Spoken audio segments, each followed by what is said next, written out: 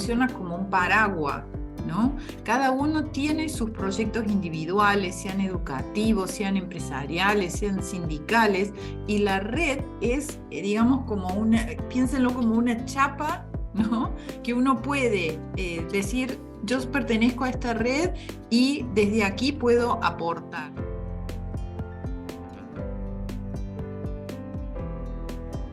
Entonces entiendo que es importante la temática que se va a abordar desde el marco del derecho penal, que desde ya les voy haciendo las primeras aclaraciones. Para mí es derecho ambiental penal y no derecho penal ambiental, contrariamente a la mayoría de los doctrinarios. Porque nosotras, desde la mirada de la protección ambiental, creemos que lo penal es una pata más, una rama más del derecho para ser derecho ambiental. Por eso la mirada ambiental que se le da a esta rama también es muy importante y tiene que estar relacionada con el conjunto del sistema jurídico ambiental.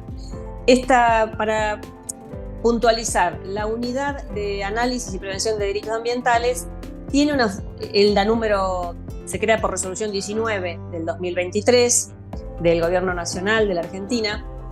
Tiene justamente como función analizar cuáles son los delitos, elaborar un mapa, desarrollar indicadores y estudiar un poco el tema. Y esto no es casualidad, por eso venían las consultas que vimos en el grupo, ¿no? Porque, claro, sería muy fácil si nuestro Código Penal ya tuviera un capítulo completo que se llamara delitos ambientales o delitos ecológicos, y entonces uno va allí y ya puede inmediatamente empezar a ver cuáles son las conductas penadas. Pero esto no ocurre. Es el día de hoy que tenemos por lo menos 5 proyectos que yo conozco acá en el Senado de la Nación, y habrá otros en la Cámara de Diputados, todos vinculados a proponer delitos ambientales, y sin embargo todavía no se han sancionado. Así que lo que les propongo es contarles solamente de manera enunciativa las herramientas que hoy tenemos y bueno, conocer un poquito el estado de la realidad actual en esta materia.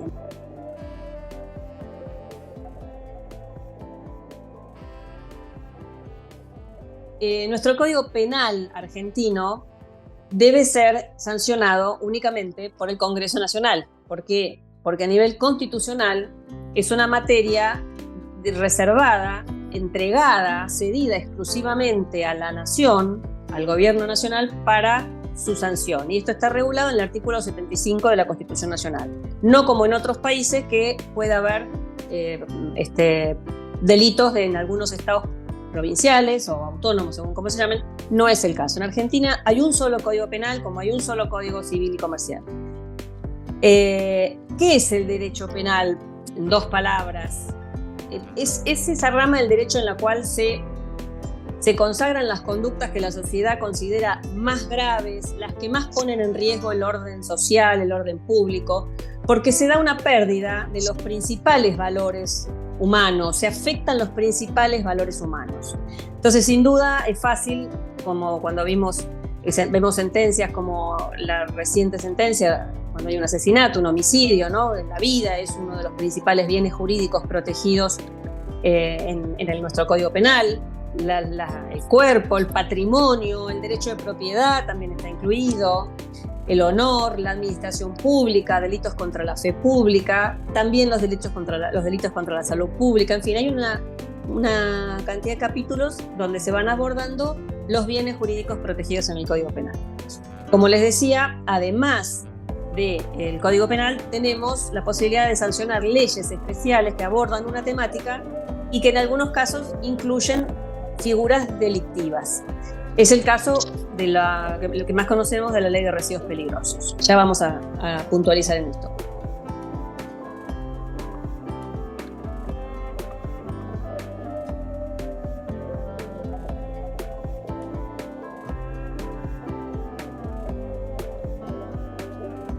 Volviendo un poquito al Código Penal, les quiero decir lo siguiente. Con mi habitual informalidad, que me encanta la informalidad en este mundo de abogados tan formales, del cual me encanta salir, les quería comentar que algunos de los tipos penales que están previstos en el Código Penal sirven para la materia ambiental, aunque no tengan la mirada ambiental. Entonces, por ejemplo, me refiero, miren qué linda la pizarra que armé, a ver si la ven, el artículo 183 del Código Penal, que es uno de los artículos que se llama de daños. Espero no haberme confundido con los números. Este artículo de daños, justamente, es interesante porque, primero, pena con prisión, ¿no? Una prisión chiquita, pero bueno, hay una pena de prisión. A quien destruya, inutilice o haga desaparecer de cualquier modo una cosa mueble o un animal, fíjense, mueble, inmueble o un animal, total o parcialmente ajeno, siempre que no haya un delito más grave. Entonces, aquí estamos viendo cómo un delito que se llama de daños, que a lo mejor se pensó para otra cosa, puede servir para enjuiciar cuando hay una afección a un animal. Por supuesto, esto es una norma que tiene más de un siglo, entonces, bueno, es importante ver qué es lo que podemos aprovechar de la normativa que tenemos. Y los incisos que tenemos en el artículo siguiente, en el 184, por ejemplo, hay ciertos agravantes cuando se realiza en un despoblado. ¿Qué significa en un campo? Entonces, bueno, afectar un animal en un campo es una figura agravada, donde la pena de prisión es mayor. Si algo no entienden, después me lo preguntan. Agravado quiere decir que va a tener más pena, que si se dan esas situaciones va a tener más pena. Por ejemplo, producir una infección, un contagio en aves u otros animales domésticos también es una figura agravada. Va a tener más pena que si eso no ocurre. Bueno, este es el ejemplo del delito de daños. Después, a continuación, hay otros que también pueden ser útiles, como por ejemplo estrago. En general estoy tratando de ver incendio, vamos a ir con incendio. En el capítulo de delitos contra la seguridad pública se llama título séptimo, capítulo 1, incendios, y acá entra también el de estragos. El 186, entonces, el que causa incendio, explosión o inundación será reprimido con tanto de prisión, reclusión o prisión de 3 a 10 años si hubiere peligro común. ¿Qué significa esto? Nuevamente, para fijarlo, ¿no? El 183 ya se los mostré, pasamos al siguiente. Delitos contra la seguridad pública, el 186, incendio, explosión o inundación, y continúan 187 y 188 otras figuras. ¿Para qué sirve esto? Bueno, claramente incendios estamos teniendo con esta nueva matriz climática, inundaciones también, y esta figura, quiero buscar mis detalles, mi apunte de detalle. Aquí. Esta figura de incendio establece una reclusión o prisión de 3 a 10 años si hubiere peligro común para los bienes.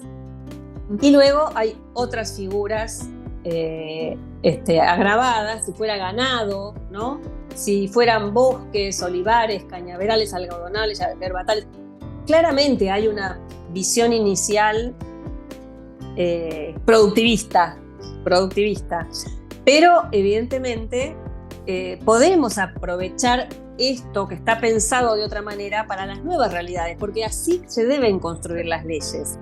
Las leyes tienen que tener una vigencia tal que no tengamos que estar modificándolas todo el tiempo, porque justamente eso es lo que hace que podamos perdurar y encontrar respuesta a las distintas situaciones de la realidad, que la realidad es muy cambiante. Ya sabemos que vivimos en la época de la rapidización de los tiempos. Bueno, el que, por ejemplo, causa derrumbe de un edificio, inundaciones, también está penado, ¿no? Y fíjense cómo se agrava la prisión de 1 a 6 años, destruyendo o utilizando diques u obras destinadas a defensa común contra las inundaciones u otros desastres. Es decir, hay mucha tela para cortar allí. Y por supuesto, siempre en penal hay que saber que está la famosa figura dolosa, que es aquella que se realiza con intención, con voluntad de realizar el delito, y está la figura de negligencia por imprudencia o impericia, que es la figura culposa, que ahí bajan entonces las penas. Bueno, luego seguimos con fíjense, que el 189 bis, si quieren ir siguiéndolo, mirando el código, que refiere a delitos contra la seguridad común o causar daños a las máquinas, productos, fabricación, suministro, bombas, materiales, aparatos capaces de liberar energía nuclear, materiales radioactivos, sustancias nucleares, desechos, isótopos radioactivos, inflamables. Bueno, hay aquí en el 189 bis una pena de reclusión o prisión de 5 a 15 años de prisión. Esto es todavía mucho más agravado. Y se considera, una vez más, la cuestión de la seguridad común, o sea, que haya un riesgo colectivo. Fíjense el concepto del riesgo colectivo. Estos no son delitos necesariamente individuales, sino que tiene que darse en una situación de peligro común, ¿no? Muy bien.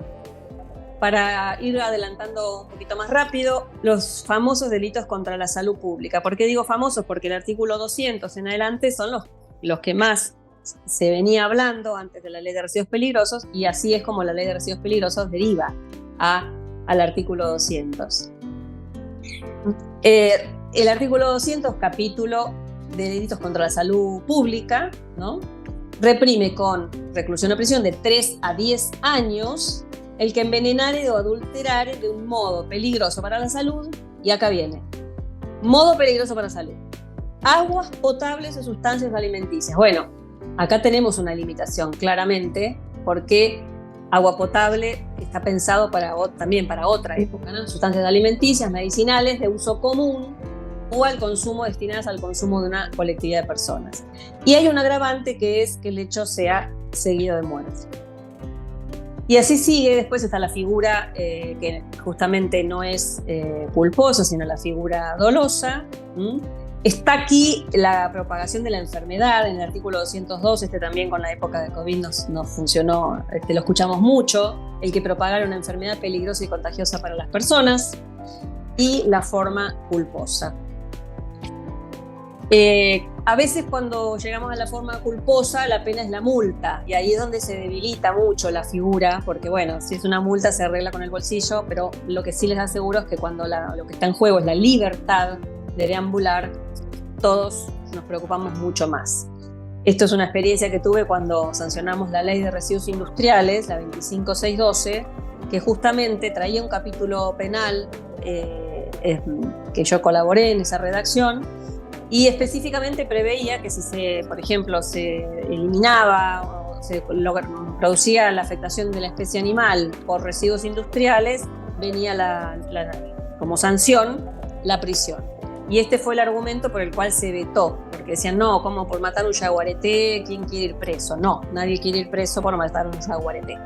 Este debate, que se dio hace 20 años, bueno, nada más real que lo que nos está pasando hoy, ¿no?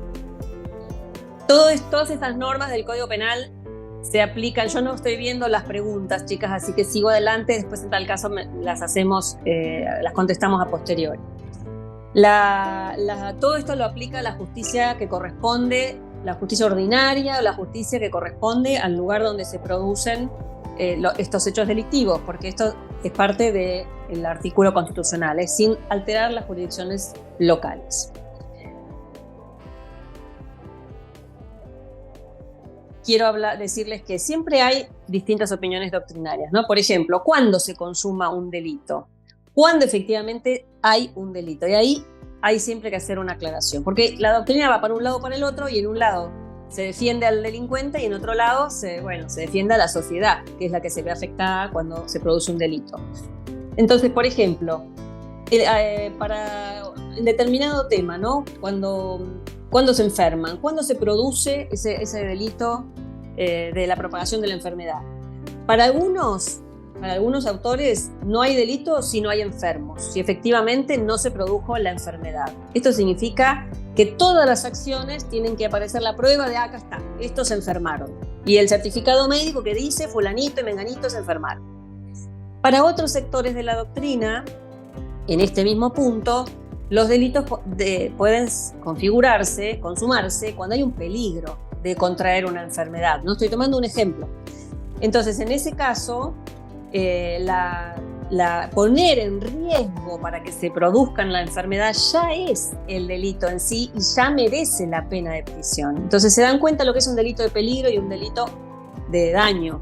Ahí hay una discusión que siempre tenemos en materia ambiental, porque ¿qué vamos a penar? Cuando efectivamente ya, por ejemplo, no sé, desaparezca el bosque nativo, ya está, desapareció todo el parque chaqueño, desaparecieron todas las ballenas, recién ahí vamos a poner la sanción penal, o vamos a generar delitos que prevean la sanción penal previo a que se produzca el hecho.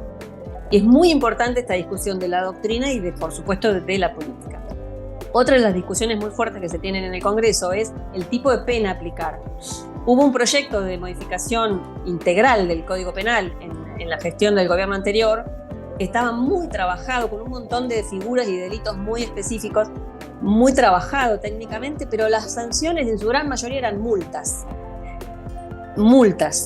En cambio, otros proyectos, como los que estamos discutiendo ahora, por ejemplo, de autoría, uno del senador Rodas, otro del senador Snopek, en todos los casos se imponen prisiones, o reclusión o prisión. O sea, la sanción es estar presos. Bueno, son dos miradas muy diferentes también. Eso está en permanente discusión. Porque cuando ponemos multa parece que fuera menor, ¿no? La multa parece una multa administrativa.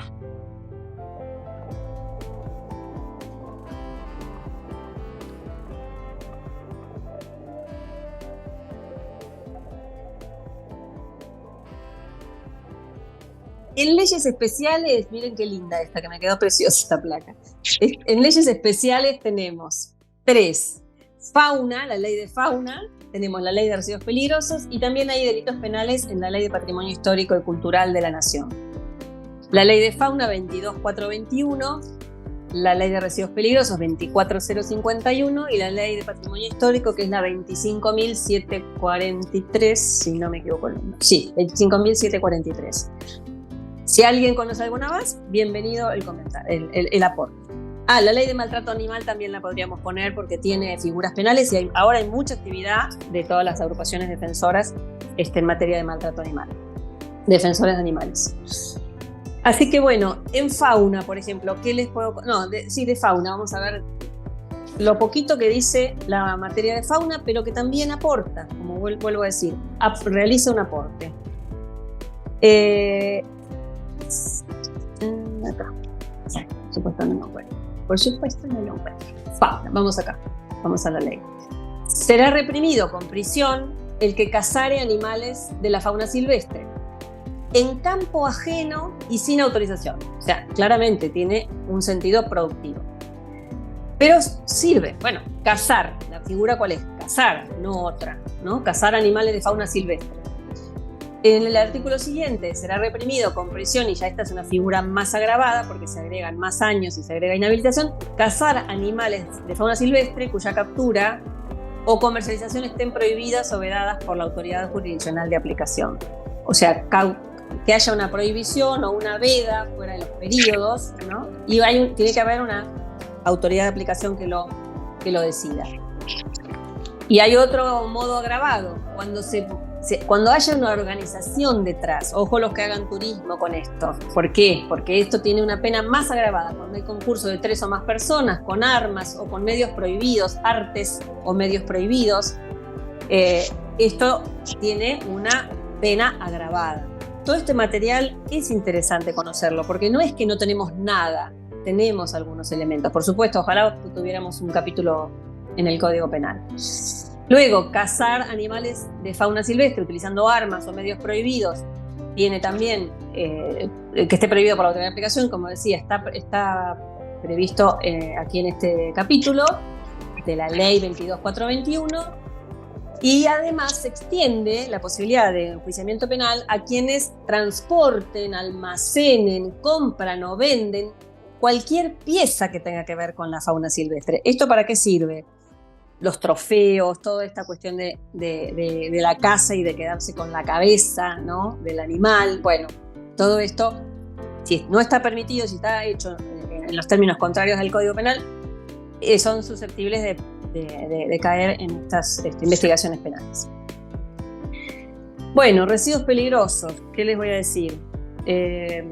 Rápidamente, de residuos peligrosos, hay que tener en cuenta. Que está vigente, es una ley que tiene mucha aplicación, casi que es la más importante porque es una ley que tiene ya una mirada más moderna, es de los años 90, se sancionó en el 91. También tiene una figura dolosa, también tiene la figura culposa.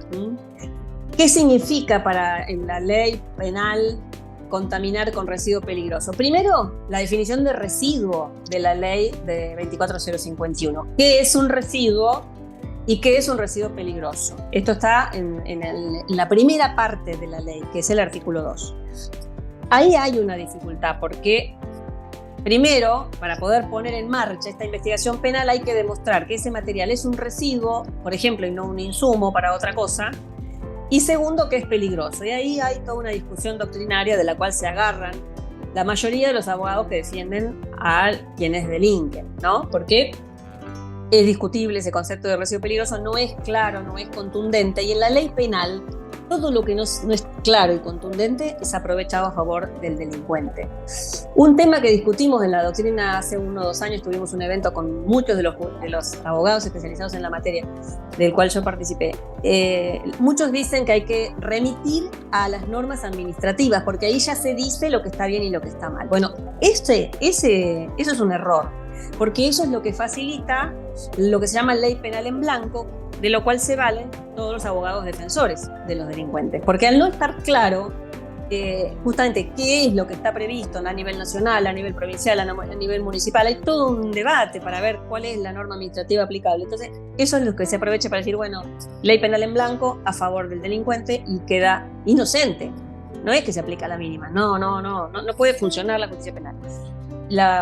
Seguramente después va a haber otros comentarios en este sentido. ¿Qué dice la ley de residuos peligrosos en el artículo 55 en adelante? Bien, con residuos peligrosos se puede envenenar, contaminar o adulterar. Tiene que haber peligro común, tiene que haber una afección a la salud de modo peligroso para la salud y puede estar afectado el suelo, la atmósfera, el agua o el ambiente en general.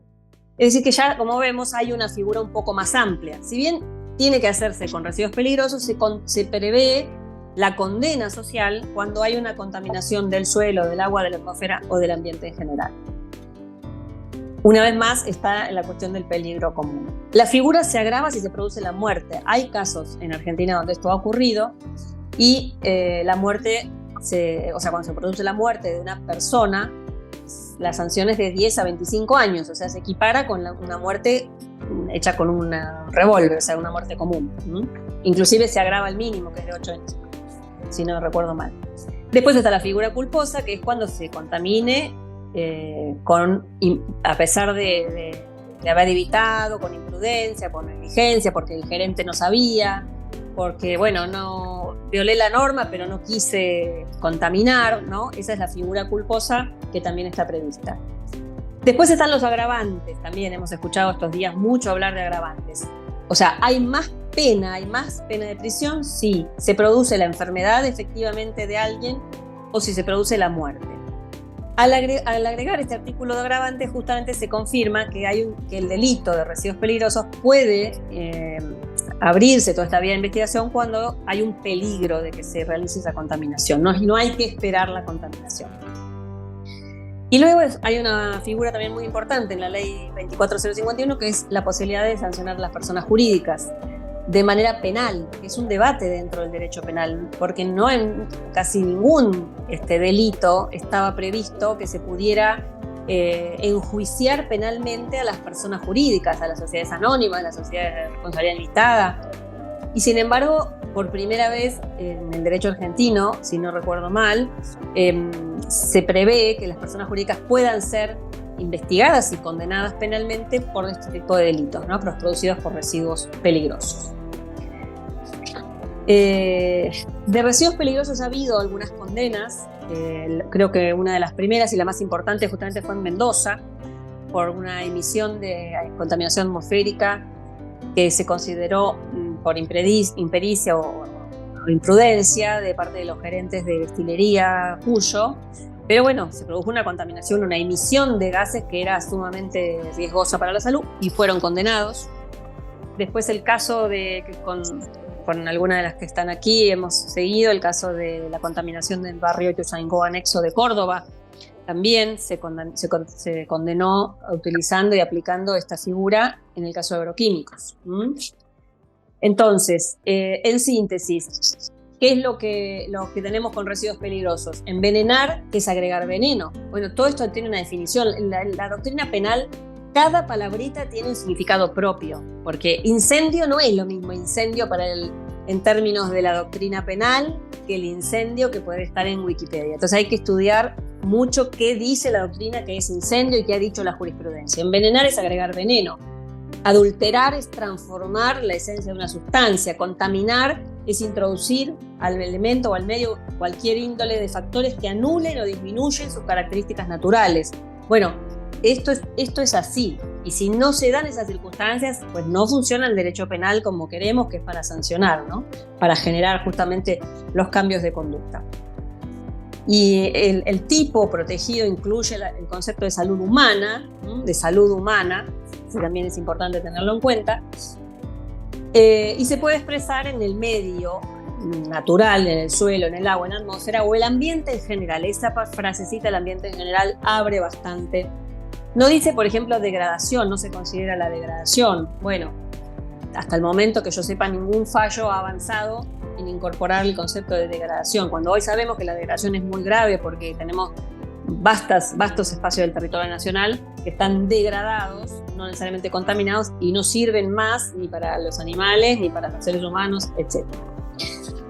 Así que, bueno, en síntesis, estos son los principales tipos que tenemos. Les decía lo de la ley de patrimonio histórico. Me faltó la de patrimonio histórico. Patrimonio es la ley 27, la ley que mencioné antes, la 27.453, que trae algunos delitos en el artículo 46 en adelante. También impone prisión de 1 mes a 1 año y la posibilidad de inhabilitación al que realizare por sí o ordenare realizar tareas de prospección, remoción o excavación en yacimientos arqueológicos y paleontológicos, por supuesto sin los permisos, ¿no? Si durante ese hecho se deterioran los objetos, ahí se produce el delito de daño que les mencioné antes. Y si hay transporte, almacenamiento, compra, venta, industrialización de todos de estas piezas del patrimonio o subproductos de los yacimientos arqueológicos o paleontológicos, también está con la figura grabada, 2 meses a 2 años. Y la tentativa de exportación e importación del territorio nacional de piezas, de productos arqueológicos o paleontológicos o colecciones, también está previsto que tiene penas como por ejemplo las del contrabando. O sea, ahí se equipara al contrabando de otro tipo de objetos. Estos son un poco los títulos de lo que tenemos vigente y en función de lo cual las autoridades que hoy están llevando adelante investigaciones o gestiones para combatir estas conductas humanas que son tan negativas, bueno, son los elementos que se tienen.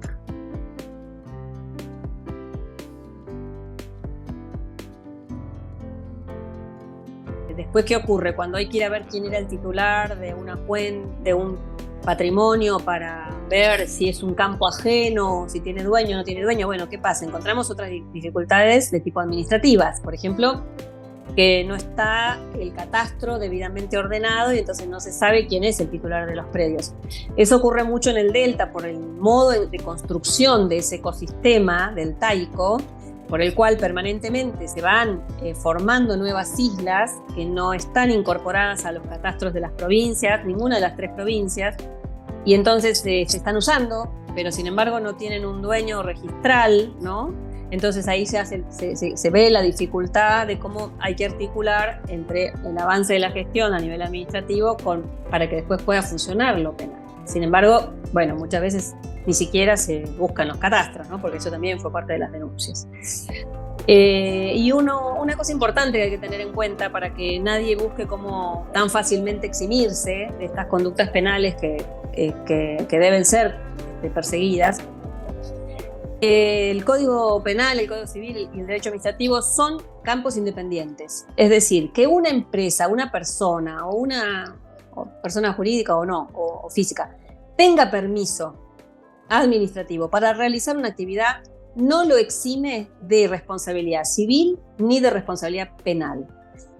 Fuertemente, esto hay que defenderlo, porque muchas veces dicen, pero yo tenía permiso para emitir gases o los líquidos al arroyo, a la cuenca Matanza-Riachuelo. No importa.